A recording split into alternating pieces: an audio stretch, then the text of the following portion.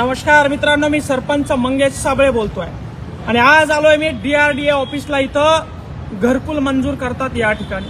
मित्र, या ऑफिसचं काम आहे की गावागावात जायचं, सर्वे करायचा आणि ज्या लोकांना घर नाहीये, ज्याचं पत्र्याचं घर आहे, मातीचं घर आहे, शासनाच्या माध्यमातून त्यांना घरकुल मंजूर करायचं. मात्र 70 वर्ष झाले हे ऑफिस जाग्यावर आहे, घरही जाग्यावर आहे. मात्र ऑफिस मधले अधिकारी मोठमोठ्या बंगल्यामध्ये या ठिकाणी जात आहे.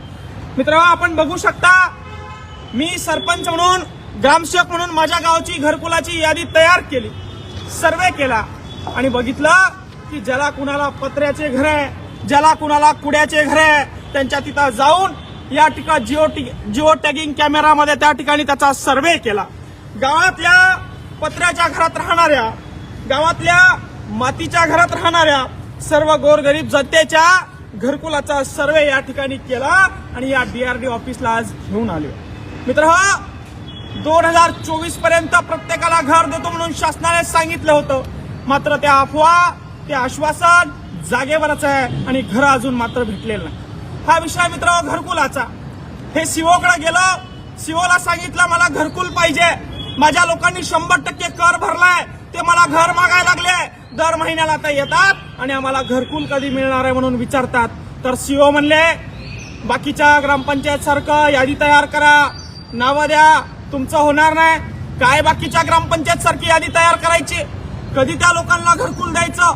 त्यांचा 100% टॅक्स या ठिकाणी भरून घेतला. मात्र सीओ बेजबाबदारपणे या ठिकाणी वक्तव्य करायला लागले. टक्केवारी फक्त जलजीवन मिशनची, मोठमोठ्या कामाची टक्केवारी घेण्यासाठी हे अधिकारी बसलेत. यांचे डबल तळी, 4-4 तळी बंगले या ठिकाणी झालेत. आणि त्या ठिकाणी मी एक सरपंच म्हणून काम करत असताना, प्रामाणिकपणे काम करत असताना, देशाचे गृहमंत्री या ठिकाणी संभाजीनगरला आले. त्यावेळी मला डिटेन केलं. ते हरामखोर SP, कोणी आदेश दिले त्या SP ला एका सरपंचाला या ठिकाणी दिवसभर त्या ठिकाणी डिटेन करून त्यांनी ठेवलं. तुम्ही जर का आम्हाला डिटेन करणार असाल, गृहमंत्री या ठिकाणी आमच्या शहरात येणार असाल आणि तुम्ही जर का आम्हाला एका सरपंचाला डिटेन करणार असाल तर आमचे कामं करा. आम्हाला घरं द्या, आम्हाला राशन द्या, आम्हाला अंगणवाडीसाठी शिक्षण व्यवस्थित द्या, तेव्हा आम्हाला डिटेन करा. एका सरपंचासमोर बोलायची तुमची औकात नाही, एका सरपंचाला हँडल करायची तुमची औकात नाही. तुम्ही देशाचे गृहमंत्री आहात, तुम्ही आमच्या शहरात येतात आणि एका सरपंचाला या ठिकाणी डिटेन करून ठेवतात. त्यापेक्षा आमचे कामं करा. तो हरामखोर SP, तो हरामखोर CO फक्त पैसे खातात. अरे अवैध धंदे दनाट सुरू आहेत, दारू दनाट सुरू आहेत, वाळू दनाट सुरू आहेत, जलजीवन मिशनचे मोठमोठ्या कामाचे टक्केवारी दनाट सुरू आहे. मात्र सरपंचाला डिटेन करायचे आदेश तुम्हाला कोणी दिले? कुणी दिले तुम्हाला सरपंचाला डिटेन करायचे आदेश? आणि तुम्ही जर का मला डिटेन करणार असाल तर माझ्या गावाचे कामं करा. माझ्या गावातील गोरगरीब शेतकऱ्यांना या ठिकाणी राहायला घरं द्या. आणि ते जर का तुम्ही देणार नसाल तर खबरदार, जनतेनं निवडून दिलेल्या आमच्या या लोकप्रतिनिधीला तुम्ही हात लावू नका. लोकशाहीमध्ये डॉक्टर बाबासाहेब आंबेडकरांच्या, छत्रपती शिवाजी महाराजांच्या महाराष्ट्रात जन्म झालाय. तुम्हाला वाकणार नाही, जुमानणार नाही या ठिकाणी. आणि म्हणून या DRDA ऑफिस समोर या ठिकाणी घरकुलाची मागणी करण्यासाठी मी माझ्या छोट्याशा गावासाठी आलेलो आहे.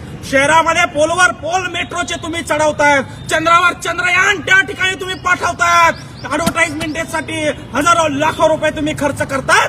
मात्र गोरगरिबाच्या घरासाठी 2 घरकुला वर्षाला तुम्ही देतात, वर्षाला 2 घरकुला तुम्ही देतात आणि त्यासाठी फक्त 1,40,000 रुपये तुम्ही देतायत. ही अवेलना तुम्ही गोरगरिबांची करतायत. अगोदर गावाचा विकास करा, अगोदर खेड्याचा विकास करा, अगोदर गावाच्या शिक्षणाकडे लक्ष द्या.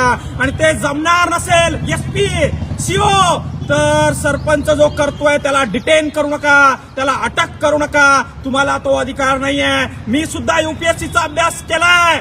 तुम्ही काय UPSC शिकले रे?